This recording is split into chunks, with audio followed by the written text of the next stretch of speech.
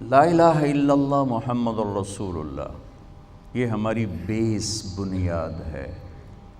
ہم بے بنیاد معاشرے کے لوگ نہیں، ہم کٹی پتنگ کی طرح نہیں، نہ منزل، نہ سمت، نہ ہوا میں اڑنے کی کوئی غرض و غایت، جس کے ہاتھ لگ گئی، جہاں کسی تار میں اٹک گئی۔ تو ہم آزاد نہیں بچو کہ جو چاہیں کریں، جیسے چاہیں کریں، جیسے چاہیں کمائیں، ہم آزاد نہیں۔ ہماری زندگی کی ہر چیز اللہ کی پابندیوں کے ساتھ مربوط ہے، جکڑی ہوئی ہے، اور انہی پابندیوں ہی میں ہماری راحت، سکھ، چین اور سکون ہے۔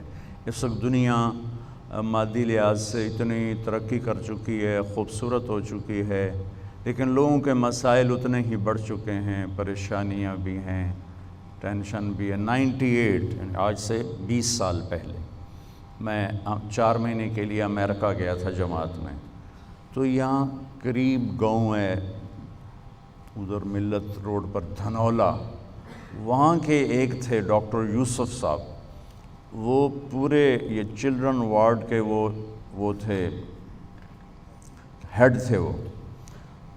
تو وہ انہیں پتہ چلا تو ملنے آ گئے، تو باتوں باتوں میں کہنے لگے کہ ڈپریشن کی کئی کمپنیاں میڈیسن بناتی، ایک کمپنی کا میڈیکل ریپ انہیں بتا رہا تھا کہ صرف ہماری کمپنی کی جو ٹیبلٹ ہے ایک، وہ $13 کھرب کی کینیڈا امریکہ میں 1 سال میں فروخت ہوئی ہے۔ 1 سال میں، جھوٹ بولا تو انہوں نے، سچ بولا تو انہوں نے، لیکن مجھے نہیں لگتا کہ انہوں نے کوئی مجھ سے غلط بیانی کی۔ $13 کھرب کی ایک ٹیبلٹ ایک کمپنی کی امریکہ اور کینیڈا میں استعمال ہوئی، جو دنیا کے سب سے زیادہ ترقی یافتہ ملک ہیں۔ جتنا ہم اللہ سے دور ہوں گے، جتنا ہم اللہ کے نبی سے دور ہوں گے، ہم منزل کھو دیں گے، ہم راستے سے بھٹک جائیں گے، نہ ہمارے اندر کی دنیا آباد ہوگی، نہ باہر کی دنیا آباد ہوگی۔ 100 بار چمن مہکا، 100 بار بہار آئی، دنیا کی وہی رونق، دل کی وہی تنہائی۔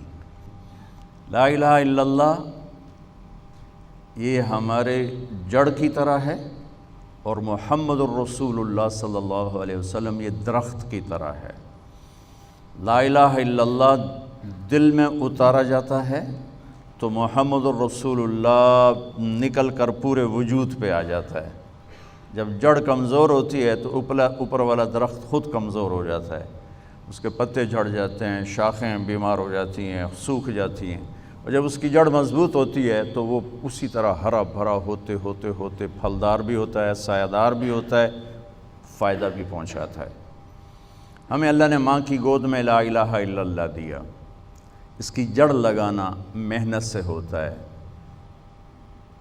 اس کی جڑ لگانا جان جوکھوں کا ایک سفر ہے۔